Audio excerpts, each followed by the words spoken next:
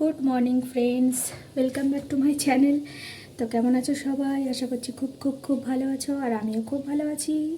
খুব ভালো নেই, খুব ভালো মানে কি এমনি ভালো, কিন্তু মানে এই যে গলার একটু প্রবলেম আছে। অনেক দিন ধরেই বলছি তোমাদের, কি আওয়াজ হচ্ছে বাইরে ঢুক ঢাক করে কে জানে। চুল মূল একদম উস্কো খুস্কো, যা শীত পড়েছে কিছু মানে মাথা টাথা বুঝতে পারছি না। তারপরে সেই যে নিউ ইয়ারের আগে থেকে মানে বছরের শেষ থেকে যে এমন মানে শরীর খারাপ হলো, জ্বর সর্দি কাশি এই ওই সেই, মানে কিছুতেই যাচ্ছে না। কমেছিল একটু, একদিন এর আগে বেরিয়েছিলাম, পাশে একজন বসেছিল, সে কুকুর কুকুর করে কেসেছে, আমার মনে হচ্ছে তার থেকে আবার হয়েছে। সেই দিন ওই ভ্যাকসিন নিতে গেছিলাম, সেই দিন মেয়ে বলছে তোমার পাশে দাদুটা কাশছিল। আমি তখনই ভাবছিলাম কিছু একটা হবে। তাই বলছে মাস্ক পরেন, কালকে আবার ও মাস্ক কিনে নিয়ে এসছে। কালকে ওর কোচিং ছিল, আমি যাইনি, আমি কাজ ছিল বলে বাড়িতেই ছিলাম। আর ও গেছিলো, ও ফেরার পথে ওষুধের দোকান থেকে অ্যান্টিবায়োটিক, তারপরে সিরাপ, তারপরে কী বলে মাস্ক নিয়ে এসছে 10খানা। আমি বললাম বেশি আনতে হবে না, তো ওই 10টা নিয়ে আয়, এক একটা 10 টাকা করে, এখন তো বেশি লাগে না মাঝে সাঝে। তো নিয়ে এসছে। এখন থেকে ভাবছি মাস্ক পরেই যেতে পারে, অটোতে না বেশ ঠান্ডা লাগে। আর আমরা একটু ভেতরের দিকে থাকি তো, গ্রাম সাইডে, প্রচুর ঠান্ডা। আর আমাদের এই ঘরটায় তো একদম মানে রোদ টোদ কিছু ঢোকে না, কি ঠান্ডা, মানে সারাদিনে মানে সোয়েটার খুলেই রাখা যায় না। বাইরে কিন্তু অত ঠান্ডা নেই, যেই ছাদে যাচ্ছি গরম লাগছে, বাইরে বেরোচ্ছি একটু লাগে রোদে, মানে দিনে দিনে ঠিক লাগছে, কিন্তু ভেতরে আসলেই এই লাগে। তো ঠিক আছে, আর বেশি কথা বলবো না, অনেক তাড়া আছে। আজকে রান্না টান্না তাড়াতাড়ি করে নিই। ওই যে মেয়ের পরীক্ষা, তাই যেতে হবে, খেয়ে দিয়ে যাবো, আসবো বিকালে।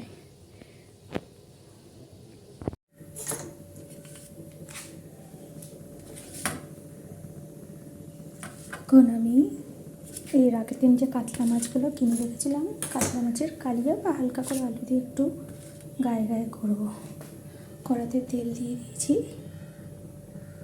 এখন মাছগুলো ভেজে নেব। প্রচণ্ড কিন্তু তাড়া রয়েছে। এদিকে মাছটা ভাজতে বসে দিয়ে পট করে 2-3টা আলু কেটে নিয়ে তারপরে আলুটাও দিয়ে দেবো। মাছগুলোকে ভাজতে দিয়ে নিই, তারপরে আলু কাটবো।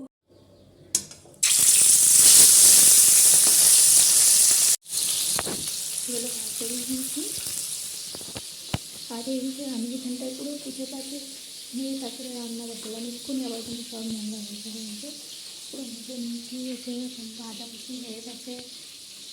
এই যে এখানে আলু 4টে নিয়ে নিয়েছি, কাটবো, তো কেটে নিই সব করে। আজকে মেয়ের একটা পরীক্ষা আছে কোচিং সেন্টারে, তো সেখানে যাব। সেজন্য আজকে তাড়াতাড়ি উঠে পড়ছি। গলাটা কিন্তু এখনও ঠিক হয়নি, তাই গলার সাউন্ডটা মানে উপর নিচ করছে।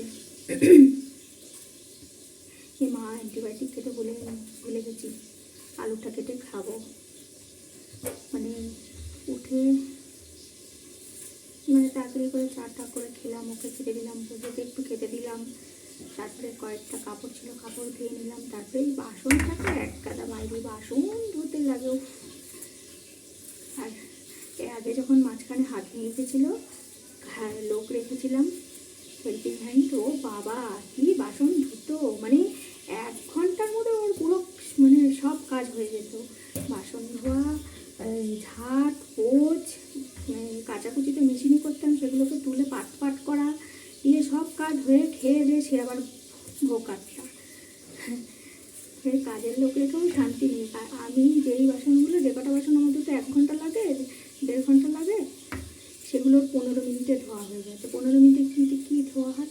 চুলটা কিন্তু টিক্কি করে রেখেছি, মানে চুলের খুব খারাপ অবস্থা, ঠান্ডা লেগেছে, মাথা ব্যথা কিছু বুঝতে পারছি না, চুলের খুবই খারাপ অবস্থা, ড্যান্ড্রফ হয়ে মানে একাকার। যত্ন করবো একটু ঠান্ডাটা কমুক, আর একটু আমার ঠান্ডাটা কমুক আর কি। শীত তো পড়েইছে, আর আমাদের যেহেতু প্রচণ্ড ঠান্ডা লেগেছে, এই মুহূর্তে আর শ্যাম্পু করছি না। তো মাছটা মনে হচ্ছে 1 পিস ভাজা হয়ে গেছে। আর ওর দুপুরে যেহেতু পরীক্ষা, আর ভাত না খেলে হয়, সেই জন্য ছটফট করে রান্না করছি। খেয়ে দিয়ে তারপরে যাবো, তারপরে আসবো বিকেলে।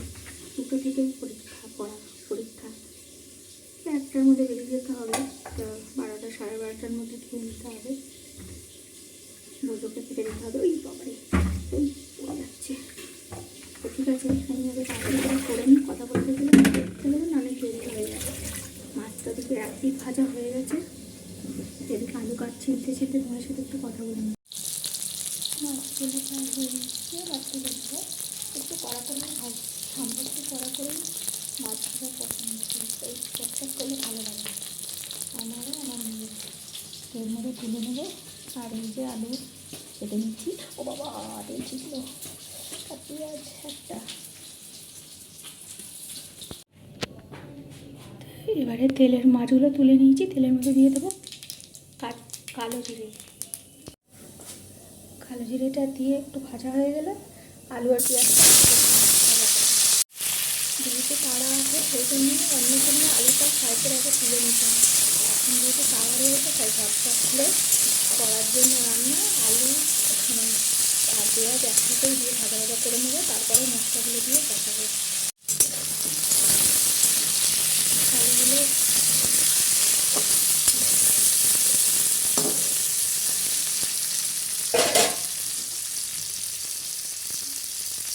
এত জোরে আওয়াজ হচ্ছে, আমি কথা বলে আমার একটা মানে শোনাই যাবে না, এমনি আমি আস্তে আস্তে বলছি। আলু ভাজা হয়ে গেছে, এবারে এখানে মশলাপাতিগুলো দিয়ে দেবো।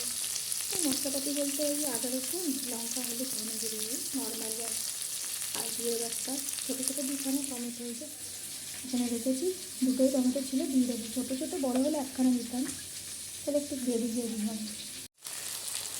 আদা রসুন বাটা দিয়ে একটু নেড়ে দিয়েছি, দেখাতে লেগেছে সব। এখানে উল্টো পাটা করছি তো, এবার বাকি মশলাগুলো দিয়ে দিই।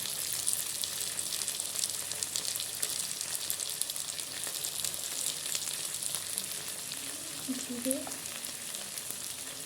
ধনে 1 চামচ করেই, এই চামচটা একদম ছোটো তাই দিয়ে দিতে হলো। যদি আমি 4 চামচ ধরি তাহলে হয়তো এই চামচের 2 চামচই হয়, তাও হবে কিনা সেখানে। একটু দিলাম কাশ্মীরি লঙ্কাগুলো, আমি ঝাল লঙ্কা ইউজ করি না, কাশ্মীরি লঙ্কাই দিই, কারণ আমার মেয়ে একদম ঝাল খেতে পারে না। আমি খেতে হলে আমি কাঁচা লঙ্কা খাই। জল দিয়ে দিলাম, একটু এবার কষিয়ে নিই, তারপর পরিমাণ মতো চলবে।